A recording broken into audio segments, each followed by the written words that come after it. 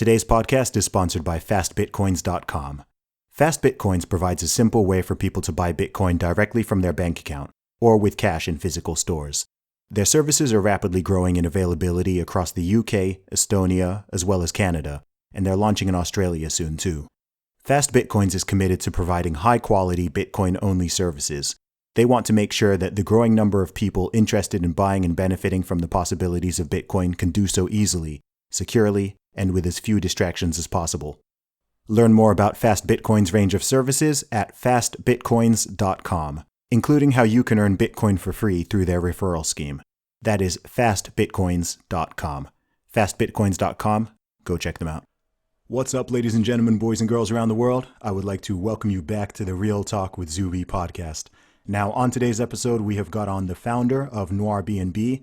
He is a real estate professional, digital marketer, entrepreneur, all-around interesting, fascinating guy. This is Stefan Grant, aka Steph is Dope. Welcome to the show, man. How you doing? Oh, man, I'm doing awesome, man. Thank you for the opportunity, bro. How are you doing? Yeah, man. Not too bad. Not too bad. We're still in this strange situation, but it seems like things are slowly returning back to normal. So I look forward to things opening and hopefully getting back to my normal life. Yeah, most definitely. I know you're probably craving some Nando's right now, so so yeah, man. But I feel you most definitely. Awesome, man. So I've just given a really brief intro there, but tell the people a little bit more about who you are. Yeah, man. So my name is Stefan Grant, aka Steph is Dope, and a lot of people don't know that the dope actually stands for driven on positive energy. I actually was like yourself. I was rapping, making music. I owned a record label, was doing my branding thing for a long time, but also I was born in Jamaica and moved to the States when I was about 6-7 years old. So that means I've got a bajillion jobs. But yeah, man. So a rapper, marketer, graphic design, branding specialist, a bunch of different things like that, man. But honestly, man, just try to stay positive, stay working, and just try to be forward thinking. I can be, I guess, kind of controversial when it comes to my thoughts, but I mean, I feel like in this era, if you've got common sense, it comes off controversial. So it is what it is. But yeah, it's true, man. I feel the same way. I feel like there's very little that I say publicly, which is actually controversial. Like, I think that the majority of people around the world would actually totally agree with most of the things that I say, but somehow it's at least on the world of the internet, it seems like people find it very edgy. So it's kind of fun. Yeah, it is. It is fun, and I'd be lying if I said that I don't enjoy trolling a little bit. It's not even trolling. It's like if you just say something, it's like people just get crazy, man. So it is what it is. Awesome, man. So tell us a little bit more about your life story. So you were born in Jamaica. And did you go to school there for a couple of years then, I presume? I did. Okay. I went to school there for a few years. And ironically enough, when I got here, I actually had to skip a grade because I guess I was a bit advanced for where I was. Shout out to the Jamaican educational system. Always very big. And on top of that, I mean, education is very important to Jamaican culture overall. My mother was a teacher. My aunt is a teacher. My grandmother was a teacher. So education is very big in our family. But even coming from Jamaica to America was a very big culture shock. So that was interesting. And even just being a Black person from Jamaica, like you got to fit into American culture, but also assimilate to African American culture. But I mean, I love American culture. I love African American culture. So I mean, it was definitely a bit of a culture shock and a bit of adjusting. Something that a lot of people don't know is that I actually I learned how to be American I learned how to be African American by watching the first Bad Boys movie on repeat.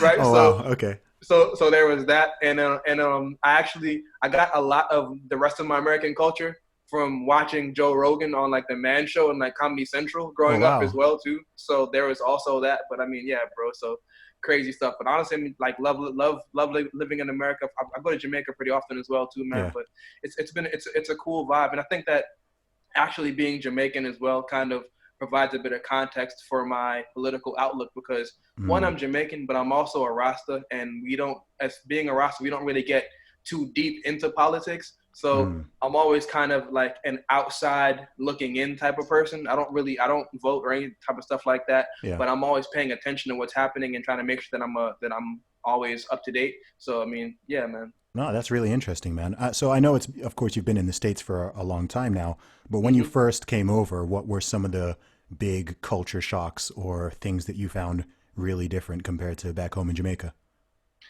Oh man, a couple of different things. Well, in Jamaica, and this is actually kind of similar in different places around the American South. One of the things that I noticed is that, like in Jamaica, whenever somebody walks by your house, whether it be morning, afternoon, evening, they say, like, it could be a stranger, somebody you've never met. They walk by and they're like, "Hey, good morning, good evening, good afternoon," and like it's customary to greet. And in America, like, you just kind of go on about your business. I mean, in places like Georgia and Alabama and Mississippi, it still kind of has that old school feel. But in Mm, Florida, Florida is very southern. We're the most geographically southern state, and there is a lot of southern culture here. But yeah. also, it's also kind of a mixed bag. I mean, you got a lot of New Yorkers and people from the West Coast and people from the Caribbean, a lot of Latin nations. So we're all just kind of out here just doing what we do, man. So I think that was really different. And even to that point, I know a lot of, like, you actually put a tweet out saying how, like, when you speak to Americans, like, you use different kind of words to kind of match things up. And when you said how, like, in America we say eraser, and in England they say rubber, like Yeah. in Jamaica we say rubber as well, right? Okay. So I Okay. remember being a little kid in elementary. Like, bro, I remember being a little kid in elementary school, like, with this super Jamaican accent asking kids for a rubber, Oh and they're looking at no. me like, Oh no. well, Yeah. you want to what? so Yeah. so yeah, man. So stuff like a lot of different stuff like that. But I mean, on top of that too, it was also pretty cool too, because in Florida there's a big Caribbean and a big Jamaican community. So I was also kind of able to just still be myself and still kind of fit in that way as well. So Mm, it wasn't too bad. It was cool. that's cool, man. Yeah, with the language ones in the UK, for a Brit going to America, the two that are most likely to get you in trouble would be rubber and fag. Yeah. Right? If you ask Yeah. someone to pass you either of those, you might get a Yeah. strange look. So yeah, you Yeah. got to Things be careful. probably get a little bit dicey. Yeah.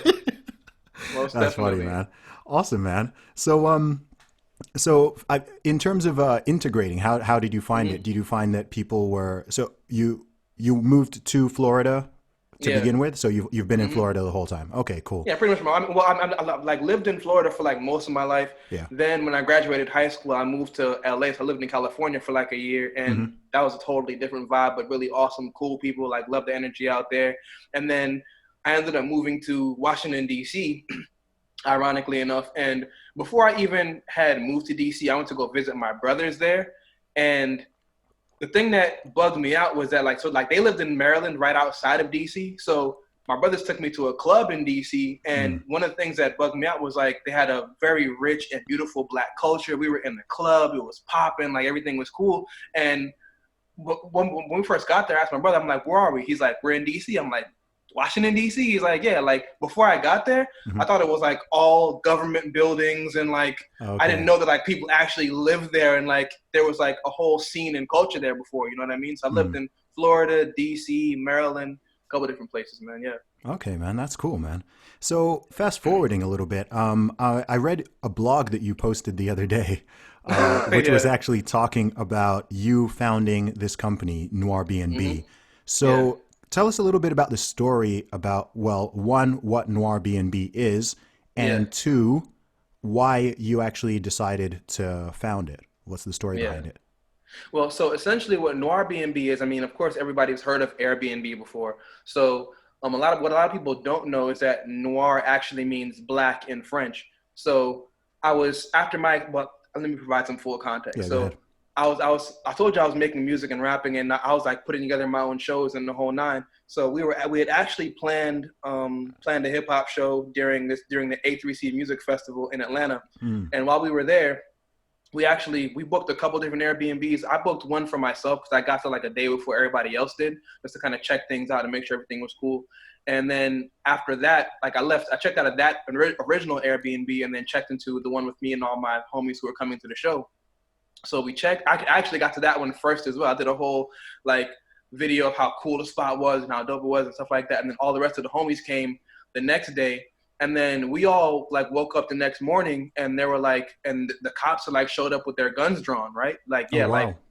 like it was like literally guns in our faces. It was crazy. Yeah. So Come to find out, the next door neighbors had called the cops because they thought we were a bunch of black kids that were like robbing the house, Oh gosh. essentially. Oh no. So yeah. So the cops came, had their guns drawn. It was a whole crazy situation. But I mean, like I told you, like my name Steph is dope. Stands for driven on positive energy. So when everything kind of gets wild, I try to like shift things and kind of de-escalate things and just put them back in a more positive direction. So when that happened, I kind of used my social media skills. And I asked the cops, and I was like, "Hey, like, is it cool if we take a selfie together?" And this is after like we showed them the paperwork, and like they knew we were there legally. So they were still kind of checking things out a bit. But I asked the cops who were hanging out with us, I was like, "Is it cool if I take a selfie with you guys?" And they were like, "Yeah, sure. Like as long as you get my good side." So I was like, "All right, cool." So me and my homies took a photo with these cops, and then I posted it on my Twitter account, and I was like, "Yo, the Airbnb we're staying at is so nice. The neighbors thought we were robbing the place and called the cops." And I posted a selfie of me and like, yeah, bro. Yeah. So me and these cops are there smiling ear to ear in this picture. And even let me kind of provide some even more context beyond that, right? So one, this is around the time that like stuff happened with Trayvon Martin and Mike Brown and different stuff like that as well too. So that was in the back of my mind, knowing that the situation could go totally left. But at the same time, I was like, man, like if I can use this moment as a positive thing to one, just kind of shift that narrative a bit, put things in a better direction and put out that like, hey, although this could have went very violent and very wrong, like it didn't. So let's enjoy this moment, keep it moving and cool. But when I posted a tweet, it ended up going viral, like crazy viral. I didn't even expect it to go that big. And like, BuzzFeed was hitting me up and just mad publications, like it was going crazy. It's weird when that happens. Yeah, definitely weird when that happens. You know better than probably any of us, right? World record holder. It's weird. But yeah, like so that whole thing happened, and like we went viral and we were getting a bunch of interviews, and like that was crazy. So like later on that day, we like went to our show. The show went well in the whole nine, and then we ended up talking about the whole thing, me and all my friends.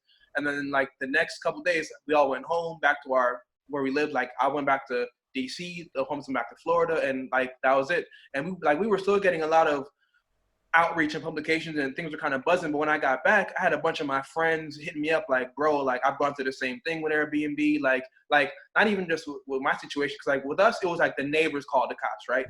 But with other people, like they would try to book a place, and people would see that like this is a black person trying to book a spot and just immediately deny them, or some people would have to like they would try to book a spot with their regular profile photo, get denied, and then like they would take like a stock photo of a white person, put that as their profile photo.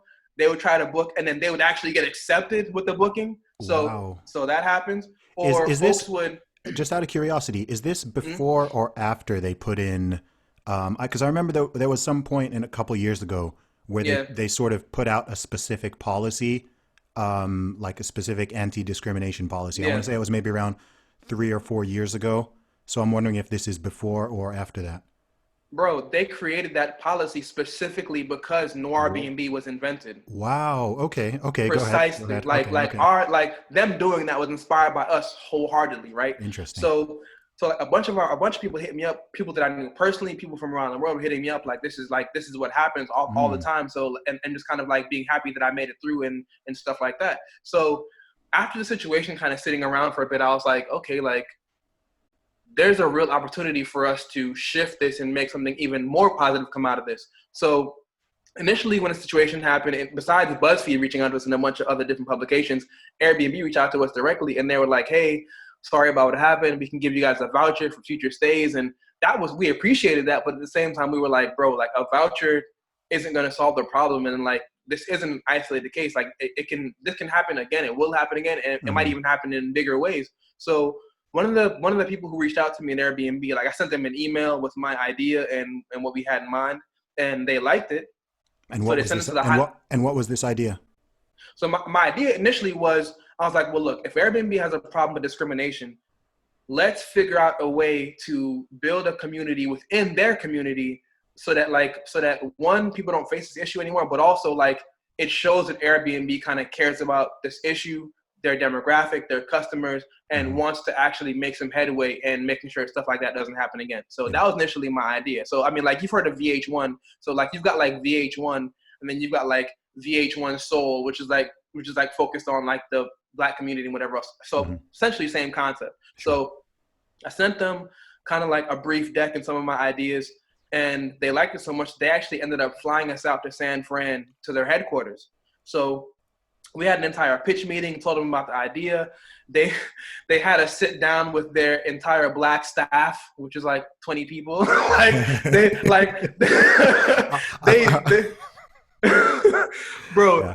the whole like, hey, we love Black people. Like they did the whole shebang, which was cool. I mean, I appreciated it, right? It was cool, but like we were in negotiation with them for like 3 to 6 months, and like nothing was really happening. But we told them, we were like, hey guys, like this is what happened to us wasn't just some flash in the pan. Like this might happen again. And a couple of months after the initial meeting, Harvard actually came out with a study, and they were like, hey, like they came out with the actual metrics and data showing like just how many people get discriminated against. Like tons of Black people actually get denied from their bookings, and not even just that. Even Black hosts and property owners tend to make less money than white hosts do on their platform. So we had actual data to back what we were saying. So we brought that to them, and we had a whole conversation with them, and they were kind of like, yeah, we're gonna make a statement and just a bunch of PR type stuff. Sure. So we knew that it wasn't gonna be a very big thing. Like they weren't adamant about solving their problem. So a couple months after that, this whole hashtag blew up, and the hashtag was Airbnb while Black. So I sent an email and I was like, hey guys, we told you, Harvard and Ivy League institution just told you, and now you've got another issue on your hands. Like, let's do this. Let's make it happen. And they gave me the whole, we're going to make a statement and like just another bunch of PR stuff. So I said, well, look, I had already bought the domain for NoirBnB.com maybe like 6 months before we decided to launch and announce it. And I just kept it on hand because I was like, man, like maybe we'll never use it, but just so I have the domain, let me just keep it and have it on hand.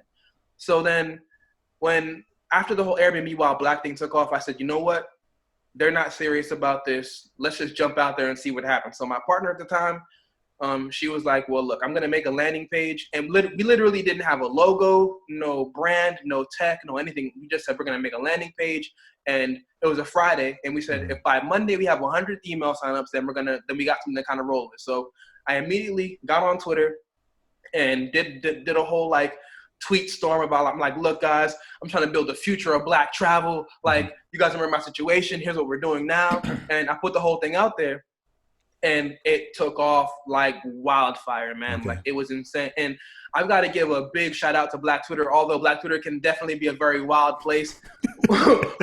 without them, man, like we wouldn't have gotten as much notoriety and as much virality as we did. I mean, like they really helped us take off, man. So it took off, and by the time, a lot of people right now are going to be thinking, what on earth is Black Twitter?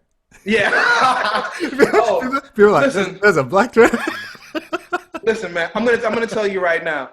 Besides Trump, Black Twitter gives Twitter its viability in a lot of ways. Just from the memes and the jokes and just the conversation, Black Twitter like has to be at least a quarter of Twitter's overall valuation, right? So that's an entire other conversation, man. Yeah. But without them, like, we wouldn't have taken off as big as we did. So like they gave us a lot of love, and we had like by Monday came around, we had like 14,000 signups.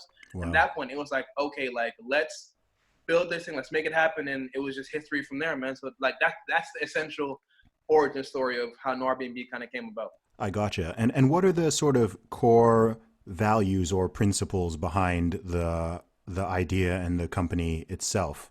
Yeah.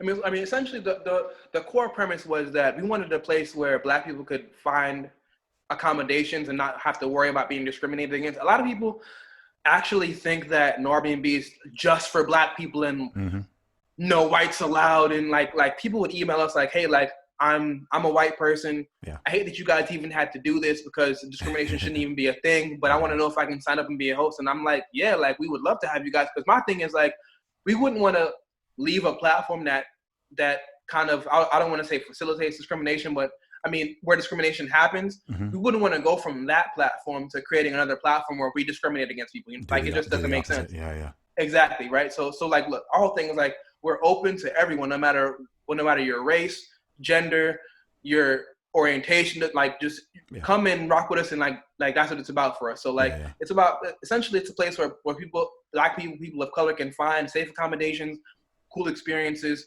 cool places to go and just connect with other folks who just aren't racist people. So that's the whole concept, man. Yeah. Okay, gotcha. Yeah, no, I think because to be honest, I think a lot of that will just come from the name, right? Because if someone sees it, they'll just think, oh, you know, if I saw white B&B, I'd be like, oh, that's not for. I'd be like, that's not for me. no, but the funny thing about it is like people literally like some people would like I said, like some folks would ask us if they're allowed to book with us, and then we would get like your super Aryan race trolls that are like, what if we make white B&B? And I'm like, I'd be like, all right, bro, like go ahead, you know what I mean? Like good luck, I guess. You know what I'm saying? But like we definitely got some of that for sure. Sure, man. So I was reading, so this leads me up to the blog post that I was reading. Was it just yesterday or the day before where you were talking about just some of you were kind of venting. So, post, you were going through about a lot of the issues that you had with dealing with the situation. And on this podcast, you know, I'm not particularly keen to, you know, name drop or, you know, throw people out there. We can link the post if people want to read the blog post. But what I found really interesting about it was as you were telling the story, you were putting some of the lessons that you learned and which you are sort of now taking forward. So can you kind of give a little overview for the listeners about what happened there? And I think more importantly, what you learned from it. Yeah, man. Well, so essentially, even when I came up with the idea, when the situation initially happened and we were getting all those calls from all the different media publications and all that, like my phone was blowing up, my DMs were blowing up, everything was kind of going crazy. So one of the people who was there, I'm not going to say her name, you guys can see the post when we link it, but she offered to kind of help me with the PR and kind of managing some of the incoming emails and stuff like that. So I said, and I was working with her on that event. She was the person who actually booked the Airbnb for all of us. And my idea was like, all right, well, she's cool. We're building a company for essentially the Black community and the Black experience. And one of the things that I kind of hate is the whole gender war that happens on Twitter in general, but the gender war in the Black community, like that annoys me a lot too. So I was like, well, look, if we could, like the same way I wanted to put a positive spin on the experience that we had with the cops, I was like, well, look, let's also put a positive spin on Black men and women working together and building something great. So that was my initial premise. And I was like, well, hey, she was there, she helped. And on top of that, she had way more corporate experience than I did. I was like, well, look, let me connect with her and let's build this thing, man. So I reached out to her to have her help me, and we were building the company. She was the person who flew out with me to San Francisco to meet with Airbnb and like the whole thing, man. So I was like, well, look, I'm gonna have her help me with this whole thing, and we're just gonna build it from there. And essentially, and like I said, she had a bunch of corporate experience, and she's also a couple of years older than I am, and knew a bunch of people in the design field and in tech and whatever. So I was like, well, look, I'm gonna be CEO. I wanted to make her CPO. I'm saying Chief Product Officer of the whole company, and I was like, look, I can get the growth, I can get people to come to this site and sign up and all that, whatever else, but I don't know anything about building a back-end tech infrastructure. So if you know folks who can do this, then you do your recruiting thing. I have nothing but faith in you. Let's just get this thing to market as soon as possible. So I gave her basically the keys to the castle in a lot of ways to have her build this whole thing. So there was that, and she recruited a bunch of folks who, I mean, I was like, hey, I don't care who they are, where they come from. As long as if they can do the job, then let's just make it happen. It just so happened a lot of them were from the LGBT community, but also who cares? Because like, hey, I don't care if you're gay, straight, whatever. Like, if you can do the job, let's make it happen. Let's build this whole thing, right? So that was my initial idea. So we were building it for a couple of months, and I brought in one of my guys, my Nigerian homie, Jide, brought him in. Shout out to all the Nigers and all that. Appreciate it. You already know. So brought him in, and we were and honestly, even that was kind of special to me as well, because I'm like, man, look, like I'm a Jamaican, I'm Caribbean. The co-founder of the young lady, she's African American. My boy Jide is Nigerian. Like, we got almost all of the diaspora represented building. I'm like, this is like Wakanda. Let's make it happen, right? So I'm all super amped and ready to go, and like we're like building this thing, and like there were so many hiccups from us trying to choose the right platform to build on, and just different stuff like that. So to kind of diverge a bit, while I'm building this whole company, I'm also planning my wedding with my wife. And I've known my wife since I was like 15 years old. She's also known Rania because like we've done events and my wife has been there and like the whole nine. So like I was like, well, look, if I'm gonna get married and we're starting this whole company together, like why not invite my co-founder to the wedding, right? Mm-hmm. So this chick, ironically, the wedding date was on her birthday. We didn't even plan that at all, but the wedding date was on her exact birthday. So we invite her to the wedding. She was so hyped and ready to go. Like she was like up all night and like whatever else. But long story short, she ends up like falling asleep and missing the flight to Jamaica. Misses a couple of flights to Jamaica. Doesn't get there until like 9 at night after all the festivities are done, like the whole nine. So so she gets there. And mind you, it's Jamaica. I love Jamaica, my favorite place on the entire planet. But it's getting way safer now. Things are getting way better now. Yeah. But at the time, and even then, it wasn't as bad. But at the same time, we're like, hey, you're not from Jamaica. You just got here. It's 9 at night. We don't trust you just jumping in a cab and going half an hour away from where we are. So we said, just hang out in our homegirl's room. And our homegirl knew her as well. So we're like, look, just hang out in our homegirl's room, crash for the night, go to your Airbnb tomorrow, but let's just hang out tonight, enjoy the day, and cool, just do what we do. Mm-hmm. So we all hung out, cool vibes and whatever, and everything was awesome. But like, she hung out with us that night, and then the next day she hung out again. And I'm not even thinking that like, hey, like you were probably supposed to leave yesterday, but like I'm in Jamaica, the resort's all inclusive. I've got 1,000 rum punches flowing through my veins. You know what I mean? Like I'm just enjoying the vibe, right? Yeah. So we got married on a Saturday, and by the time Monday rolls around, we get a call on Monday morning like, hey, one of your guests' IDs is still at the front. And like if they're still here, then they've got to pay that tab, and if they don't pay it, then you got to pay the tab. And essentially the tab was like $500 a night. So I'm like, hey, I'm not trying to pay that, right? Because I'm just not trying to pay that. Like it's not even my thing. Yeah, of course. So I immediately call my co-founder or text her. I'm like, hey, like the resort is saying that your ID is still here. It's a $500 tab. I don't know what you want to do, but like you might want to go get that taken care of. I'm going to enjoy the honeymoon with my wife. I'll catch you in a bit and let me know what's going on. So like there was a whole dramatic ordeal even from that. Like she's telling us, I didn't even mention this in the article, but she goes like she's like, man, like if I would have known that I was going to stay on this resort and they were going to charge me like this, and we were going to be surrounded by armed guards. There were no armed guards. It's an all-inclusive resort. Like you don't even want that kind of ambiance anyway, right? Yeah, sure. So she gets super dramatic and is like, well, this is why we started NoirBnB. And I'm like, homegirl, let's not even do this. Just pay your $500 tab and we can keep things moving. So long story short, like she gave us a bunch of runaround, didn't pay it, got like super melodramatic. Like one of our friends had to help us pitch in and pay for the whole thing, and like we paid the rest when we were leaving, and like it was just it was a week-long ordeal, right? So like there was that.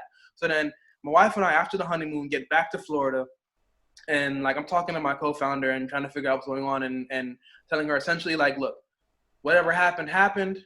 We got a company to run. Things are crazy, right? Like let's just focus on that and keep moving forward. Mm-hmm. So that was my essential mission.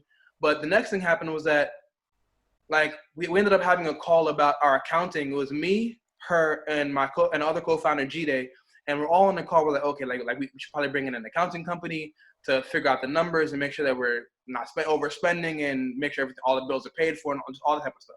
So in order for us to even have a proper grasp of where we were financial wise, and let me kind of even run it back, because after this article came out, she told me how I was irresponsible and not paying attention to the money and what. I'm like, look, I've run businesses before, and I'm running multiple businesses now. Mm-hmm. I know the expenses that come with buying and building a website, and we had raised about $11,000. Mm-hmm. I knew for a fact that we weren't running through $11,000 at that point in time to build a business. So like in my mind, I'm like, I don't need to be watching the money every single second of the day, because I know how much all the expenses cost already in my mind. So I'm like that money's going to be, that money can give us 6 months to a year of runway to build what we're building. Right. Mm-hmm.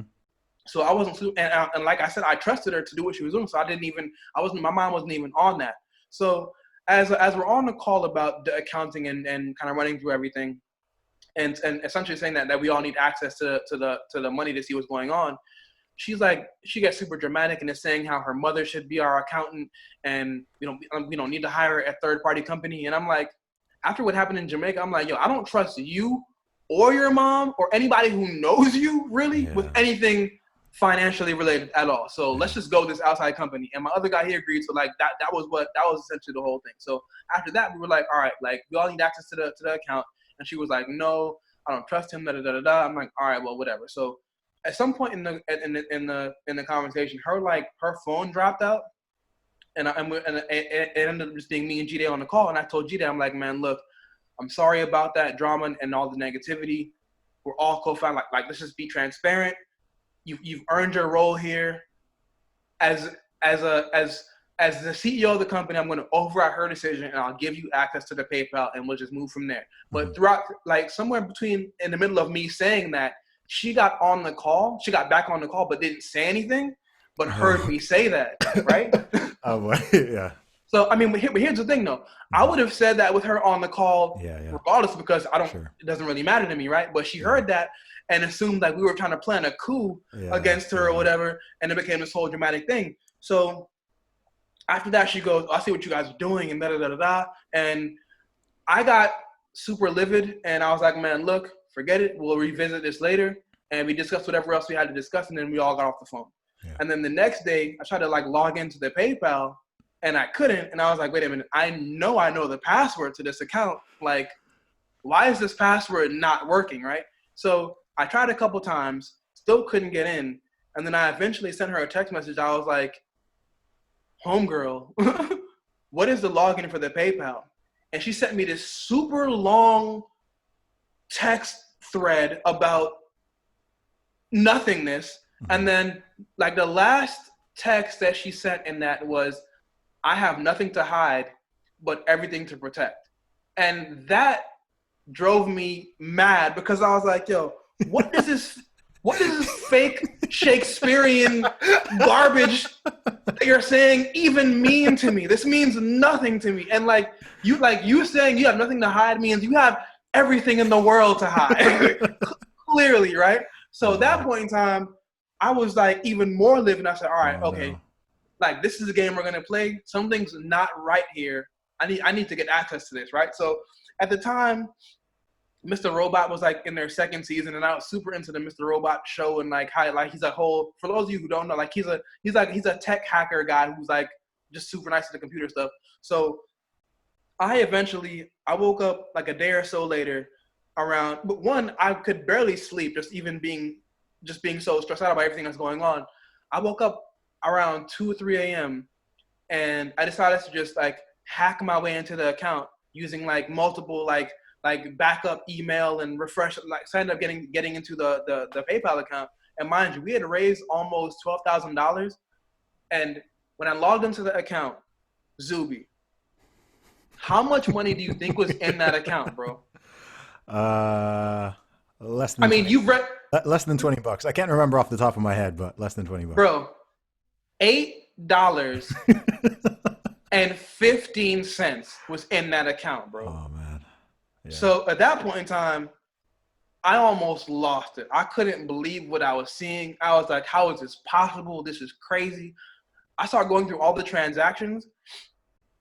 And mind you, like, so she has a company called the Wake Up Star, and I'm looking through the transactions, and like there was like $500 transactions, like transfers to her account, like multiple of those.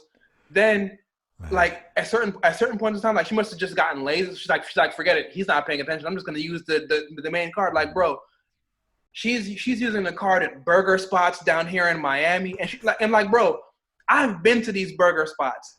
Yeah. The tab she ran up there, like you must have been buying food and beers for like multiple people. Like you didn't, like there's no way you by yourself ran up that tab. And then like, so also like in the beginning, I invited her to come up to DC because like G-Day was living. I was like, let's all be together in the same place and like work on this business. So she flew up and she crashed in my house for like basically a month, 3 weeks. And I'm like looking on the transaction sheet and like, bro, she's like buying food at restaurants that were, first of all, she bought the tickets to fly up to DC with the company money, right? Is like all the places that like went to go. Like she's like buying food on the car. I'm like, yo, like homegirl, like where's your personal money to like pay for this? Like our accounts aren't your personal slush fund to just do what you want to do with it, right? Sure. So I'm like checking the dates, seeing the numbers, and the majority of of course there were some companies, but like from like server costs and customer service, like all that was there, but the majority of it was just her blowing money fast like Rick Ross. Like it was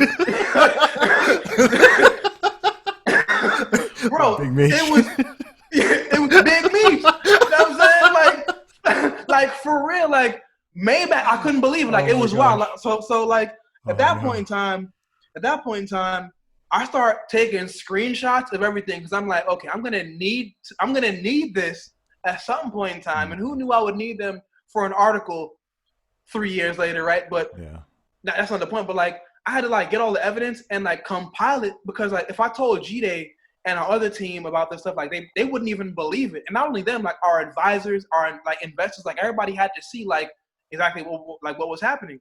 So I document all this stuff, get screenshots, and I download all the transaction history, like the whole nine, and like just locked everything down. But after that, I go through all of our different like heavy accounts, like all our like infrastructural stuff, and I change all the passwords to come like, look, if I can't trust you with our money, I can't trust you with anything else, because like you're just not a trustworthy person. So I locked everything down. But at this time, she was still on board still throughout all this. Yeah, she was on board, but like literally, like I told, like bro, I woke up at 2-3 a.m. and I did this. I spent from about 2-3 a.m. till about 6 in the morning just locking everything down, right? So when she woke up in the morning, she woke up and like dropped a message in her group chat. She's like, yo, we're being hacked. We're under attack. I can't get into our accounts. And I respond back to her. I'm like, are you serious? Wow, what's happening? Like, even though I knew what was happening because I locked everything down, but like I couldn't let it be known what was happening then, because like I had to let everybody else know, and just so we could all be on the same page. So I spoke to G-Day about it. And then like the next person that I spoke to was our creative director, who was a young lady that she hired. I shouldn't even say young lady, because they were all older than me. Like not to be an ageist or be or whatever the term is. It's okay. You don't need to excuse it. Yeah, right. but like yeah. So I told her about it, and mind you, like this is her. Like I don't think they had spoken for maybe years, but this lady knew that the woman who we hired to be our creative director was like really talented. Like, I mean, granted, I didn't like her as a person, but her design skills were amazing. She was the person that we needed to choose, because like she got the brand, got the vision, and she brought the look that we needed to kind of get it across. So I mean, I will never deny her that at any point in time, right? So I told her, I'm like, yo, what's her name? Stole all the money. It's crazy right now. This is what's happening. I gotta lock everything down. Like, this is what's going on. And the first thing she says is, one, that we shouldn't remove her from the company. And I'm like, what are you talking about? Like she just embezzled all of our money. Like, this is gonna set us back crazy. Like, what do you mean we shouldn't remove her from the company? Yeah. And then she gave me a bunch of just BS that I can't even remember or recall right now. But then she goes, all right, but if you do fire her, then we've got to be like the big corporate guys and give her a severance package. I'm like, severance package? Like, she just spent her severance package. She just took the severance package. she took it over. Like, even then, like what am I gonna give her? Like the $8? Like there's nothing to even give her at this point, right? So that was like my red flag with her, but.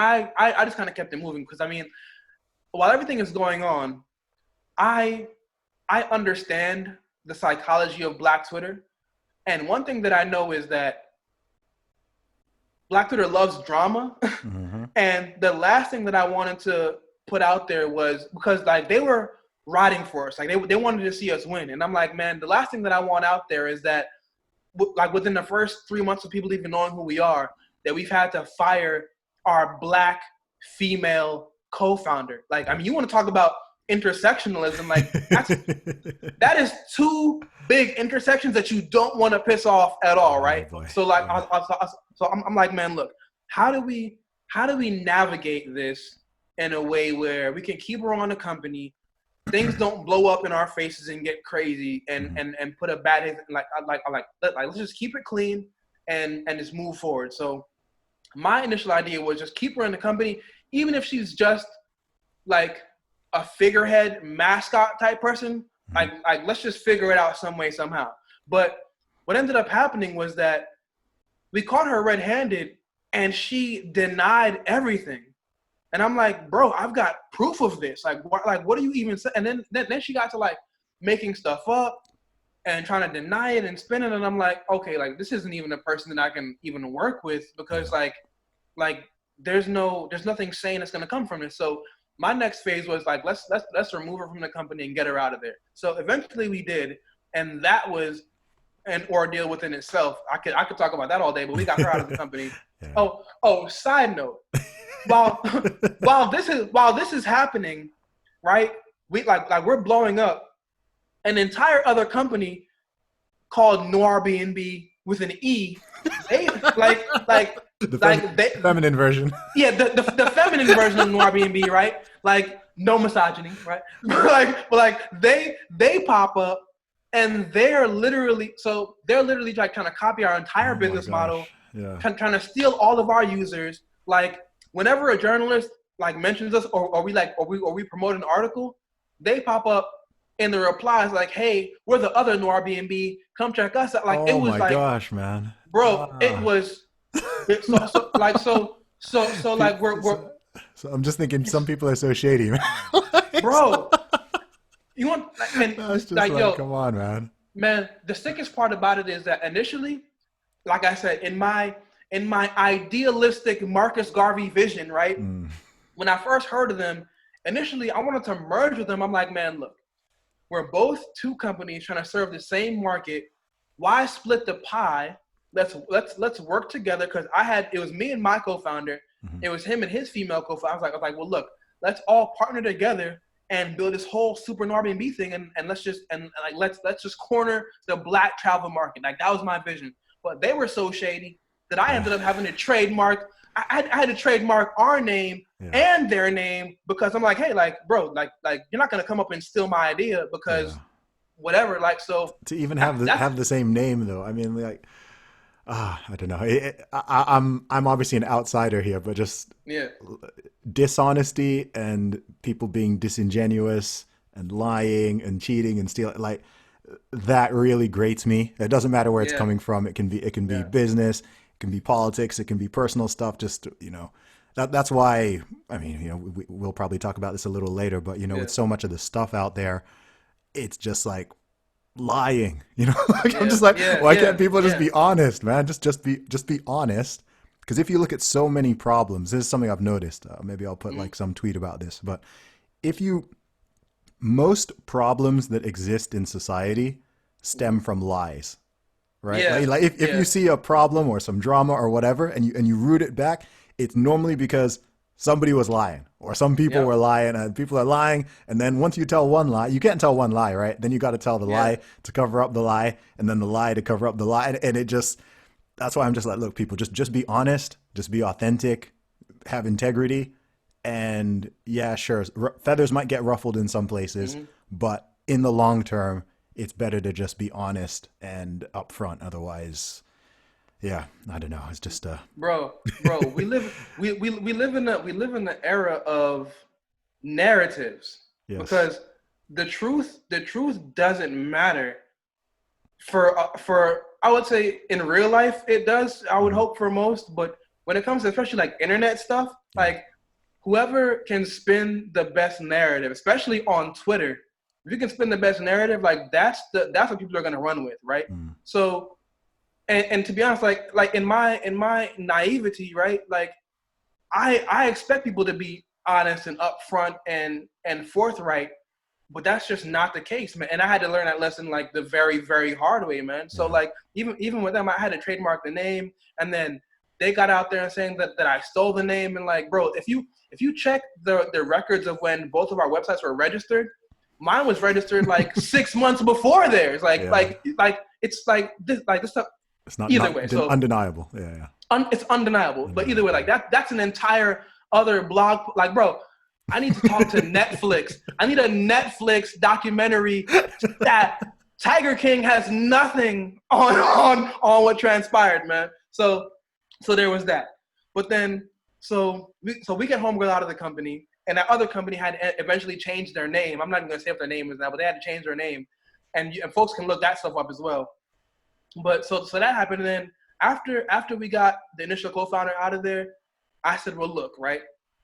I didn't want us to get the whole bad narrative of us kicking, because I mean, like people could spin it as, oh, the two male remaining co-founders of NoirBnB kicked out the female co-founder because they're misogynist, he-man, women haters. Like, so I said, well, here's the thing, right? The narrative.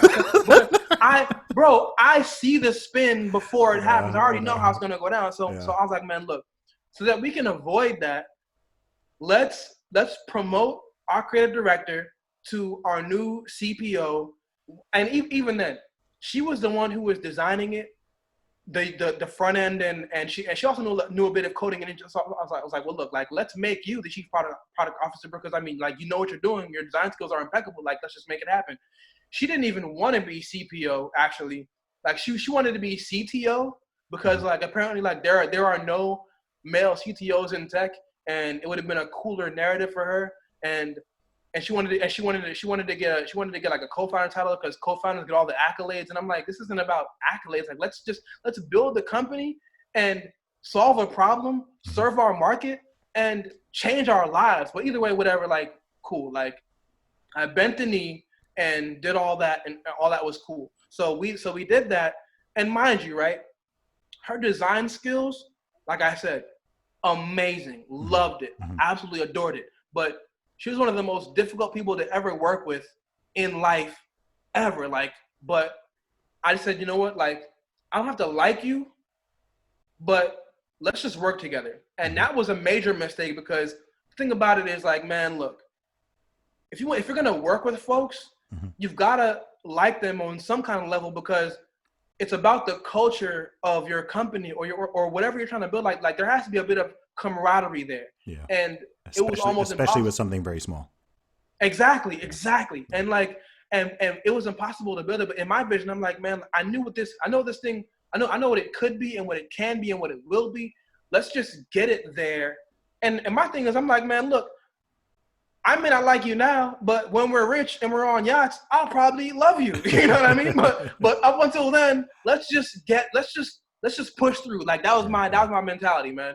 So, and now that I think about it, like, I was really caught up in this limbo of trying to appease the social justice crowd, but also be an entrepreneur and build a business. And like, those things, they clash. They have different goals. They have different goals, different morals, foundations, like visions. Like they just don't work well, man. No, and you can't satisfy them. This is the thing. You cannot. This is the thing with the whole social justice warrior movement thing, ideology. I've said this from the beginning, right? I never bought into it one bit, because you cannot satisfy these people. It doesn't matter. Like, they're going to always be bean counting, and you can never get perfect representation of everything, and there's always going to be a problem, and something is always going to be offensive, and you can't use this word, and this is problematic, and this listing says master bedroom, and someone finds that offensive because you think I'm joking? Did you see? No, I know. Bro, I'm a realtor. Yeah. Like, we can't even use the term. We can't even use that term anymore. Trust me, bro. I know, bro. It's just so nutty, and every 2 months it changes again. And it's just like, man, like, I just, from the start, I was like, look, I'm not even going to try to appeal. Because a lot of people, especially because I'm a musician, right? Of course, yeah. Right, and in music, right? Music has a heavy left lean, and you know, here in the UK, same in the US, etc.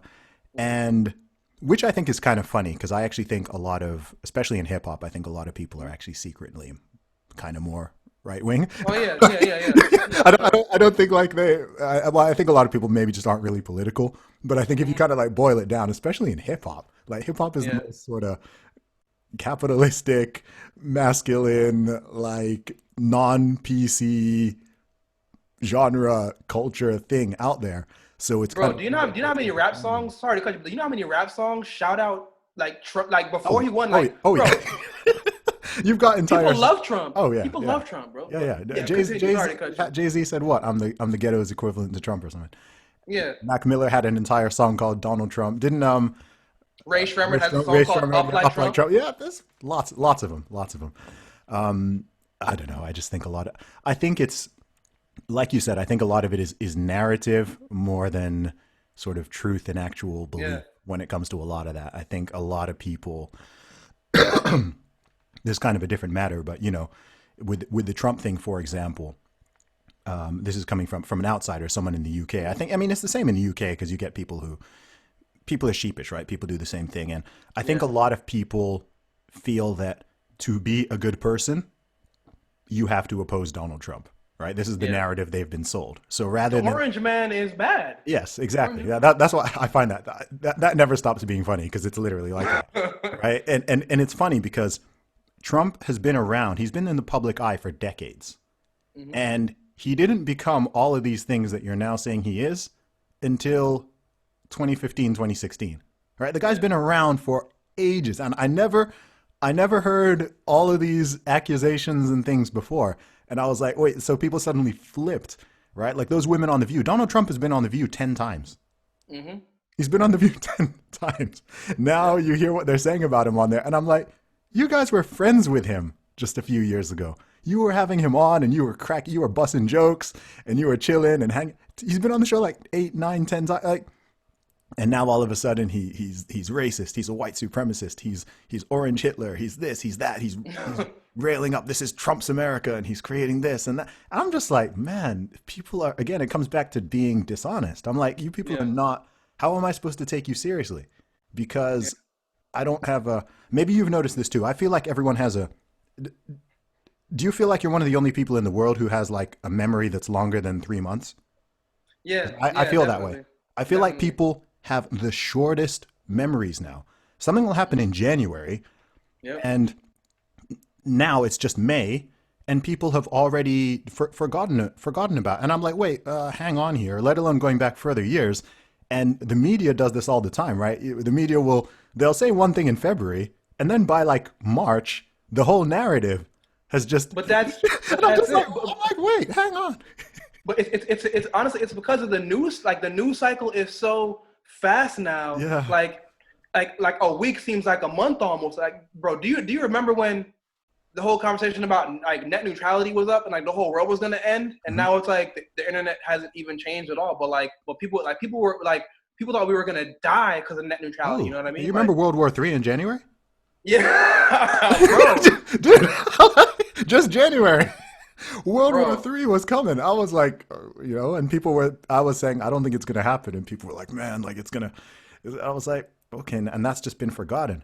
Yeah, Um, and then again, with this whole like coronavirus pandemic thing, I think one of the saddest things about it all is the way it's been politicized and the way it's just being used as a weapon and this and that. And people are just trying to totally change history. People are yeah, literally trying to rewrite the stuff that happened. I'm yep. like, yo, I remember like 2 minutes ago, you were saying that masks don't work.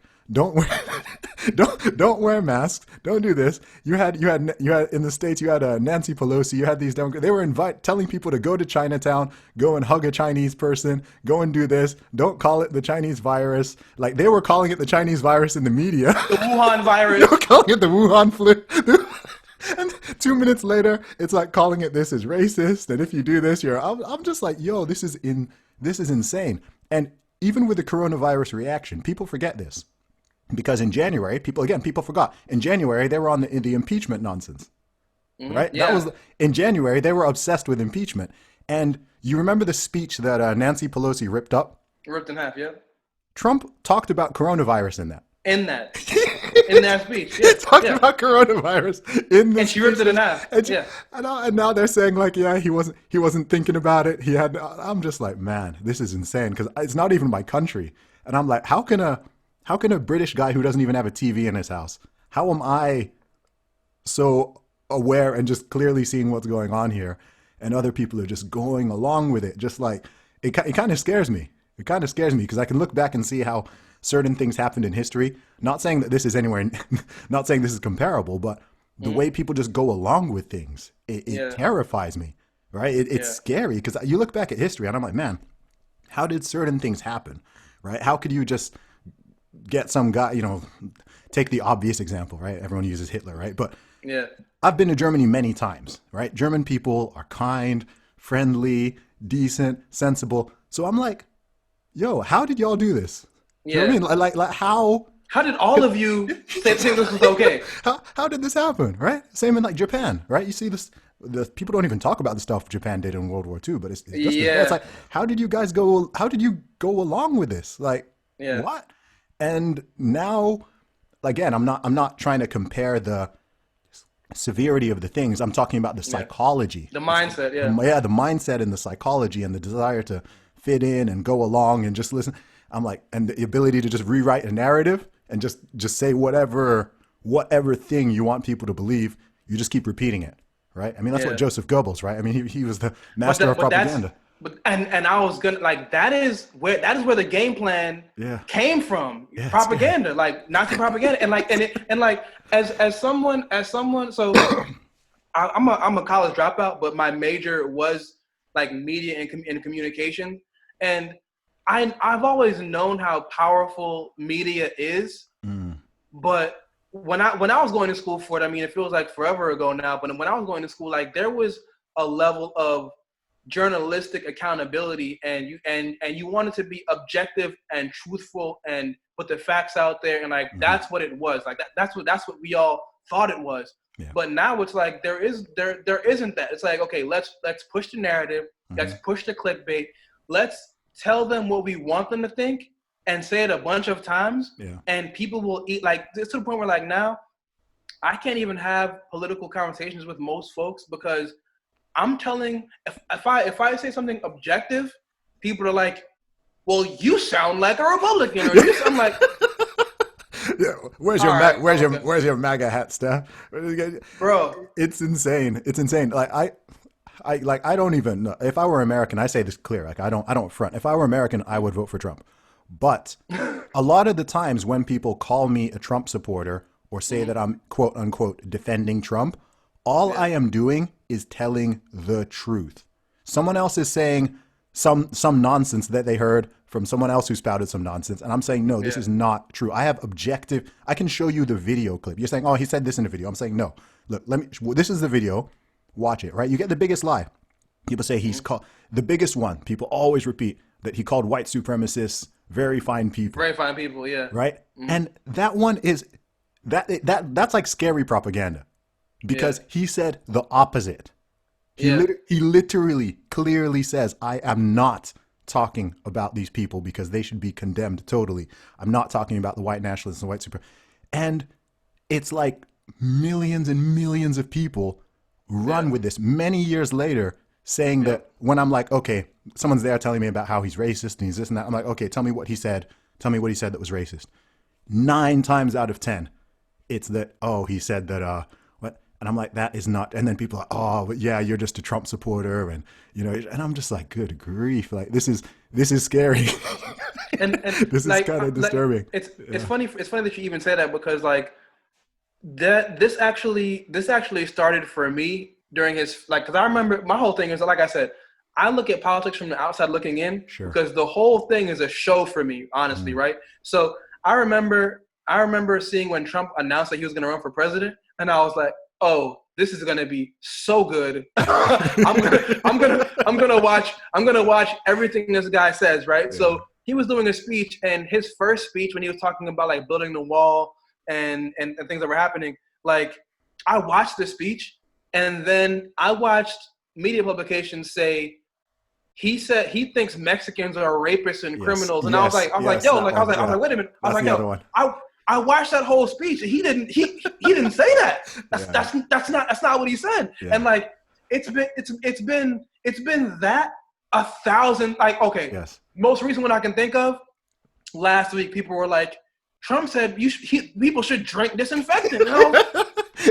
inject Lysol into your veins.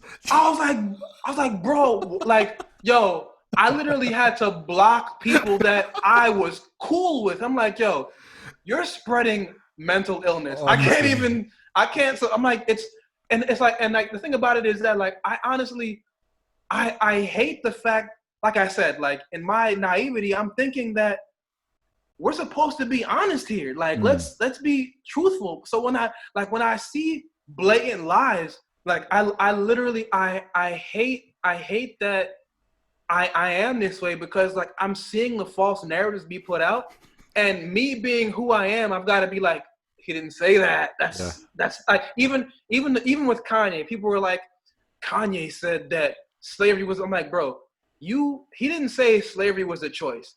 You watched a 10-second TMZ clip, and they pushed that in your mind, and now you think that Kanye was like, we could have just, like, that's not what he was saying, bro. No, but like he was saying there were how many thousands of you? That sounds more like a choice to me. That was closer to the actual thing he said.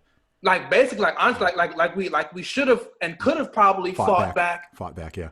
But we just didn't, and that is also even a sign of how people can be mentally controlled and mentally enslaved, because it's like in modern times you would think, how would so many of you let that happen and be subjugated like that? But that hasn't changed in a lot of ways, and like do you know a big problem? This is a shift that has happened. There's lots of weird shifts that have happened, but one thing I've noticed is that people now, how would I say it?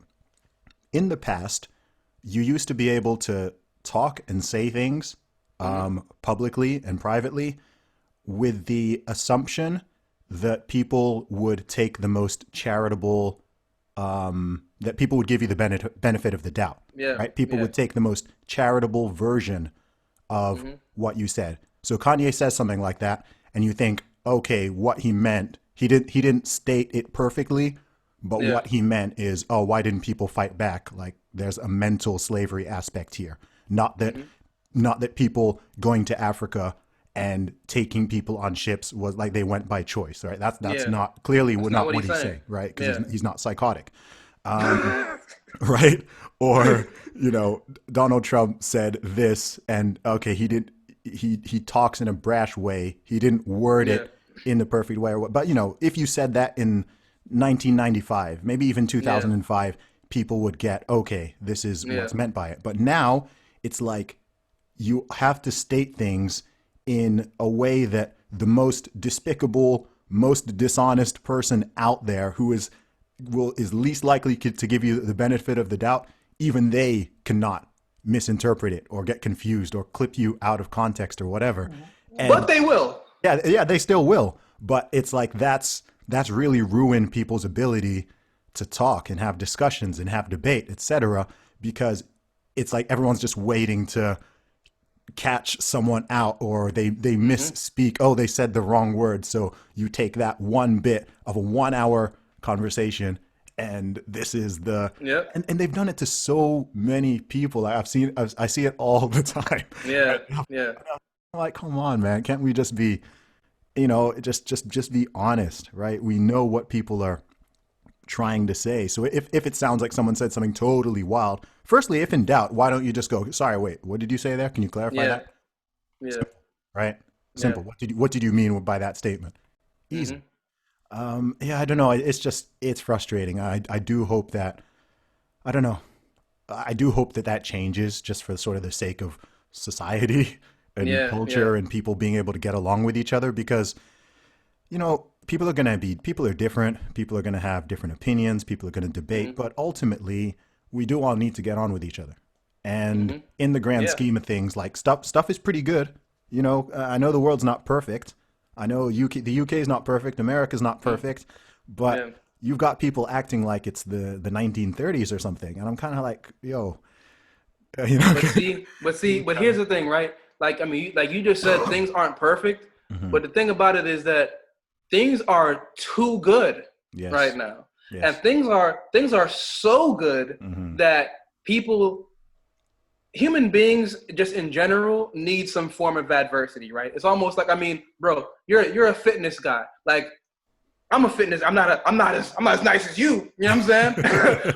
but I love the feeling of working out and seeing your body change and not even just your body but your mind. And like, I love the transformative aspect of working out. It's like when you watch an old superhero movie, not Star Wars, where everyone's has all the powers and they're perfect, but like in old movies, where you would see the guy train and he's getting beat up at first, but then he's getting better or whatever. Like I love that aspect. Whereas now it's like there isn't any adversity, so people have to make up adversity, and it's like okay, like Trump is Hitler, but like where's the mass genocide, bro? Like there isn't any of that. You know what I mean? And people will say like, but what about the cages?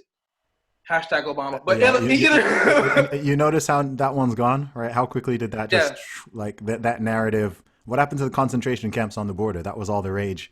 Not so, you know. This is the thing. People just forget stuff.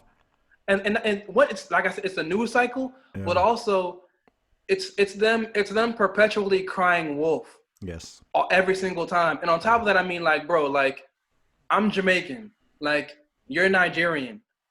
Our countries have gone through some very real things in recent history, like in the past 100 years. You know what I mean? I mean, honestly, the U.S. has too. Yeah. But like, things are so good that a lot of people have lost total historical context of just how bad things can actually. And to be honest, I think people, they want things to be bad. Like, people wanted a World War III, and they want Corona to be more deadly than it is, because it's like then they can use it as a weapon. Gotcha, a weapon. It's like it's like they act like they're good people, but you can't be a compassionate and really empathetic person if you want that type of suffering just to prove your narrative. But like, this is what people want. And it's like, and even to your point of like people like taking things out of total context. Like, bro, speaking of even like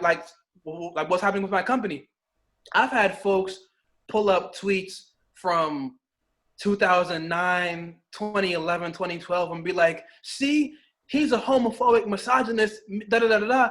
And I've had to have like I had my gay friends pop up like, bro, he's not that person. Like, what are you even talking about? But whatever people can use against you to demonize you, they will, man. And like you said, man, like, at my core, I'm a humanist in a lot of ways, right? Yes, and it's like, man, like I want humanity to be the best it can be in all facets. And if we can't have intellectual, honest, and respectful discourse without assuming the worst about each other, then we're not gonna get much further than we are. Like, in a lot of ways, I mean, it's so funny like that you said 95, between 95 and 2005, because I moved to America in 95. Okay. And I think that the 90s were actually, like, in a lot of ways, the apex. They got the balance. Like, it was like that was the equilibrium right there. Yeah. And then after that, especially after like 9/11, things just went haywire, man. And social media. And social media. It's just like fuel on.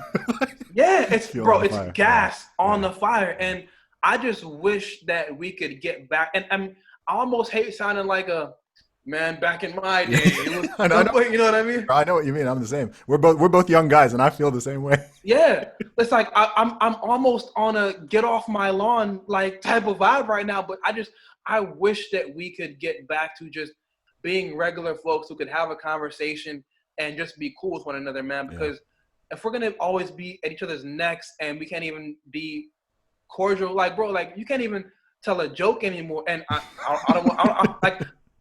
don't even want to get to that thing, because it's like you got to be politically correct, and like I'm not even saying it's like, bro, like, let's just be human again. You know what I mean? Yeah. Do you Crazy, know man. a lot of it is, I've got two thoughts on this. I think one Yeah. is just that society is being too hormonal, right? Yeah. Emotional. Yeah. The emotion is overriding reason for far too many people, right? Hmm. It's like society as a whole is like, I don't know, someone won't like this, but it's like a woman on her period or something, like we've been on it, we've been having the world's been having a period for like the past 6 or 7 years, right? So it's not Yeah. rational. It's not rational. It's not Yeah. like the emotion is taking over the clear thinking, and it's just temperamental and volatile, and people have a it's like a hair trigger. Like people want to be angry, people want to be outraged, people want to just jump, you know, what do they call it? Biting at the chomp, just like they just Yeah. want to. And I'm like, look, just be reasonable. Like just be rational, be rational. And Yeah. then another thought I have is, because a lot of people are questioning about like division and divisiveness and this and that. And I have a very simple theory, which maybe this is just a very simple conclusion that I have ultimately reached, which is that people are divided because they want to be. Yeah. Yeah. I I believe it. really think that's what it boils down to. Whether it's, red and blue or black and white or men and women or whatever, there is just a small, I think it's a small percentage. There's a small Yeah. percentage of people who just kind of like it. Maybe they probably won't, they probably wouldn't say it out loud, Yeah. but they like it. They get off on it. They like the red versus blue thing. They like the black versus white thing. They like, the man versus woman thing. And unfortunately, it seems like a lot of those people have quite a lot of sway and power and Yeah. influence. And so Hmm. the normal people, most people who don't care about all this stuff, end up getting dragged into it and being sort of forced to care about it, right? I Yeah. haven't given a crap about what color someone's skin is ever, right? Yeah. Like from age 3, like I've never cared, Hmm. and it's Yeah. almost like people are trying to force me to care. Do you see what I Yeah. mean? And I'm just Yeah. like, Yeah. look, I've been over this since I was a baby. So Yeah.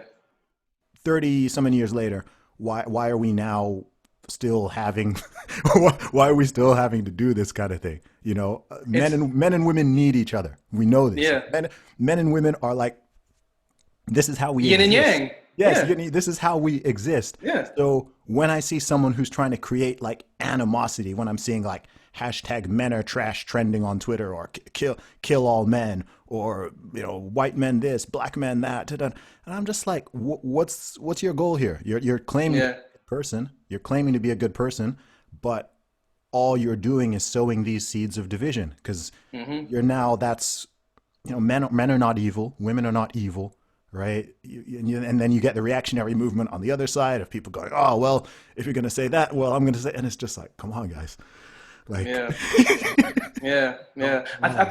think that it's the thing where everybody needs an adversary. Like, have you watched any of the recent Michael Jordan documentary? I have not, no. Well, so one of the things that Michael Jordan used to do and would do is that like he would almost make you an enemy. Like even all right, so like granted, a lot of people that he made enemies were legitimately like people who like said something to him and like kind of challenged him. Okay. And there were some people who like didn't say anything to him at all. And he would just destroy them just Yeah, because like I have to make you an enemy in my mind yeah. so that I can do what I need to do. And like I think that in a lot of ways, like people just need Mm, adversaries to to to I guess fulfill whatever their mission is. But also mm, I think that a lot of people, I mean, it's human nature to want to belong, whether it yes. be to your family or to some kind of group or gang or whatever it is, right? So it's that on steroids, basically. Like people want to create that enemy where the Hmm. enemy isn't even there, just for validation. Yeah. And other folks who may be very impressionable, like they need that feeling of adversarial overcoming, Hmm. so they'll join in that fight, not Yeah. even really having an issue, honestly. You know what I mean? So Yeah, yeah, bro, it's a shame. it's tribalism. Human beings Yeah. are inherently tribal, and there's a Yeah. good side to tribalism. It's very Yeah. valuable in many contexts. but where you divide the lines of the tribe is very, very important. And because if you have an in group, you automatically have an out group. Yeah. So my Yeah. theory, like my sort of utopian vision, would be, look, widen the band, make the tent as big as possible. Yeah. Right? It doesn't Yeah. matter. Yeah, of course you have subgroups within that tent, but you can be pro one thing without being anti another, Yeah. right? And this is the problem. This is why I really don't get involved in any like movements or Yeah. even politically. I don't like to label myself Yep. because so many people take in these movements make being pro one thing anti the other. So Yep. by the dictionary definition, by the perfect dictionary definition, there is nothing wrong with feminism by the dictionary definition. Yeah. Right, right, I agree. right? There's nothing wrong with feminism if you read what it says. But in reality, right, to anyone who's actually exists in the real world and has Yeah. encountered some of these people, you know that a lot of them are very anti-men, right? It's Yeah. anti-men, smash the patriarchy, like it's not it's very antagonistic. It's Yeah. not okay, we want this thing, you know. Same with, you know, if a lot of people who claim to be pro-black, right? It ends up being anti-white, Yeah. right? It's Yeah. pro-black to the point of, okay, you're just now being a black supremacist, basically. Yeah. Just like, and then someone who's pro-white, they end up being like a white super. Like in theory, again, by a perfect definition, there is nothing wrong with being pro-man, pro-woman, pro-black, pro-white, whatever, right? Yeah. Technically, I'm all of these things, Yeah. but right, but the people who define themselves as those and then create the movements and whatever, it just becomes so antagonistic and hostile and aggressive, and it's just like, you know what? I just kind of put my hands out, and I'm like, You gotta back out. Yeah. drop Yep. me out of this. Like, Yeah. you Yeah. know, I'm not getting involved here, right? I have no beef with any demographic of Yeah. people, right? I Yeah. have no, I'm not. You're not going to drag me into this hating white people nonsense. You're not going to drag me into this hating women nonsense. Like, I'm just, no, like that's not. Yeah. It's not how I was raised. It's not my values. I don't think it's morally correct. I don't think it's even accurate, right? You can't just Yeah. take one. These things are groups of billions of people, right? I'm not going to judge. Yeah. You meet 5 bad women, and so you decide that like all All women. Yeah. all of the. I'm like, come on, man, right? Come on. If you meet one black guy who is like terrible, that doesn't Yeah. mean that every black Or man. every one of us. Yeah. It's just Bro, like, it's come on, crazy. like just use your head. Like let's be rational. Let's be reasonable. I mean, like I would consider myself pro-black. I'm a Rasta. I love Yeah. Marcus Garvey. Like that's my whole vibe. Mm-hmm. I got tons of white homies. Like, Yeah. yo, white people love me. You know what I'm saying? You know what I'm saying? Like it is what it is. Yeah. Is what it is. And like I'm not gonna because I love myself and my culture. That doesn't mean Yeah. that I hate anybody else. The 'Cause others, I no. don't like I don't even need to do that because like it's lame. It's unnecessary and it causes further division than and we already have enough of that and we don't need any more of that. You know what I mean? Like bro, and like you said, like even to the point of like feminism, like by definition, I would consider myself a feminist because I believe in the equality of men and women. You know what I'm saying? But 90-something% of the country probably does. yeah, right. But I'm not gonna be like one of these losers who's like, The yeah, future's like female. yeah, the future is female and men are, and all men are bad and we're so bad. And I'm like, bro, like nah, No. fam, like I grew up around women who are incredible Yeah. bosses, Yeah. leaders, like real matriarchs, and also like the men in my family, men that I associate myself with, like kings, stand-up dudes, fathers, businessmen, husbands. Like yo, like I know what it's like to be around good men and women, and I think that all of us do. You know what I mean? So if you get on the internet and some folks will say like, yeah, like men are trash doesn't mean all men are trash, and it's like, Well, yeah, change the terminology. exactly. Like why even say that? You know what I'm Yeah. saying? Like I mean, like it's like bro, like at the end of the day, we need each other, we complement each other, Mhm. like, and it's like yo, let's and on top of that, we both bring great things to the table, right? Yeah. So let's use our powers for good, and see, and like where I'm lacking, someone else may have that skill set, and let's bring that all together and do something great. But like you said, and like that's almost a utopian vision. You know what I mean? And really, it shouldn't be. You know, like, what? It's crazy. I mean, again, I think that what I think is that there's a minority of people who really sort of corrupt everything, right? Yeah. I think that we're saying this is utopian. I think that 90% of people in the UK and the USA are already there and would be nodding their heads to everything we're saying, right? Yeah, totally. I just think there's always that 10% who just, there's just that 10% who are just they're the loud minority. That's what it is. Yeah, they're really loud. They're really influential. They always get into human resource positions, or they end up becoming moderators on these social media websites. They end up in politics. They end up in places where they start dictating to everybody else, and it's like, yo. No, but Zuby, yeah. Do you want to know why that is? Go ahead. And I'm sorry to cut you, but the reason for that is, and it even ties back to what you were saying about how the definition of feminism is one thing, and when it's become, and it's not even just in feminism, the reason why these people end up in these positions is because their goal isn't equality. Yes. Their goal isn't to be good people. Their goal is power and authority. And in their power seeking and their authority seeking, they get in these positions because they want them, because they know what these positions mean, and they want to wield that power to control the narrative, whether it be in media or pop or whatever. Because their main goal is power, they get there and they're loud, and they try to sway what people think. But I think, like you said, 90% of humans, just based on our human nature, would fight that. Yeah. I think the thing about it is that, one, most of us have lives and bills and families where we don't have the time to even be counteracting that. No. But you've got guys like us who are on the internet who are that doesn't make any sense. That's crazy, you know what I mean? But I feel like in a lot of ways, it seems like we're outnumbered, but people rock with us and resonate with us because in a lot of ways we're almost speaking for them in a lot of angles. You know what I mean? And granted, I don't silent majority. Yeah, that is a real thing. That is why Trump won.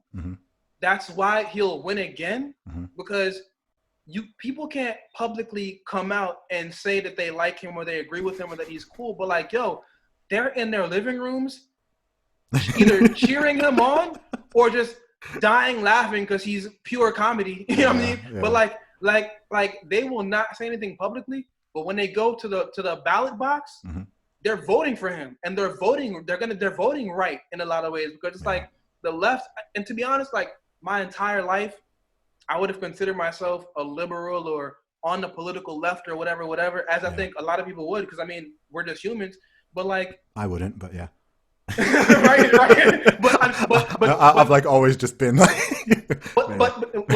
see, that to me, I remember in the 90s, there was the super evangelical, right? Okay, yeah, the super right? religious, right? Yeah. And I think that just seeing them and how crazy they were had a lot of us I'm not that. Granted, I'm not super leftist, and no. I think that most people would be in the middle. But the way that the right was framed, it was I want nothing to do with that. Yeah, but I would consider myself pretty in the middle as well. You know what I mean? Yeah. But now it's turned around. Yeah, it's full circle. Yo, the left is evangelical, not because they're religious, but because their ideology is their religion. You know what I mean? Yeah. So it's pushed. The window has shifted to where even if you are in the middle or even center left, you're basically conservative. All right now. You know what I mean? Yeah. It's crazy. Yeah, I got an email from someone today. From Ohio, and he was just man, he was yo, last month I came across your podcast. He's Mm, like, I've been a Democrat voter my whole life, and like something. He watched the one I did with Brandon Strzok, the mm, Walkaway founder, and yeah. he would. What did he say? There was something that happened a couple weeks ago. I think something in the sort of news media that made him just go, wait, like what? And then he just Yeah. went down. He just went down this rabbit hole. He's like, That's how it I happens. ended up on your podcast. I ended up on your Twitter page. He's like, yo, I've been believing like some nonsense. I was like, yo, this is amazing. He wrote me this like whole long email. I was just like, wow, like good for you, man. Bro, bro, Elon Musk just tweeted, "Take the red pill, bro." Like it's reached a fever pitch, bro. Like it's gone Yeah, too far. It's yeah, gone too far, it man. has, man. Awesome, bro. We could Oh talk man. for a long time, but Yeah. let people know where they can find you online and check out more of what you're doing. Bro, you can check me out of course on Twitter, Instagram at Steph is dope, STEFISDOPE. Steph is dope. On my personal website, Stefan Grant, STEFANGRANT.co, StefanGrant.co. You can join my email list. I'm a real estate agent. If you're in the States in Florida, you need a house, I can help you out with that. And yeah, I need to get like you and revamp my podcast. I'm bringing that back. My YouTube channel as well. I'm doing that. Going to be putting out a lot more content, man. So Nice. yeah, just Steph is dope on Twitter. Hopefully I don't get deplatformed. Knock on wood. I don't want to mess with your mic. But yeah, man, support me, follow what I'm doing, and Zuby, thank you for the opportunity. And matter of fact, before I even wrap it up, I gotta let folks know, man, because I didn't even get to finish telling them the story about what happened, and I'm not even gonna draw it out. Yeah. But our former team member, after everything that happened, she got on Twitter and was telling people that because I blocked her because of some article her cousin posted, which is like super talking about how black men are the white people of black, like it was some whole wild thing. So after she left the company, I trolled that article, and she must have saw that she was blocked after we stopped talking, whatever.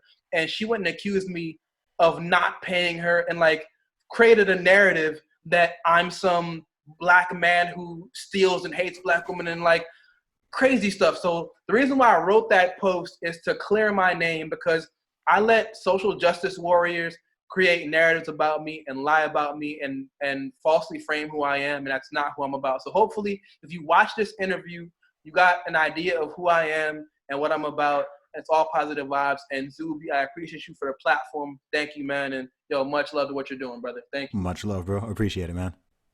My man. Peace.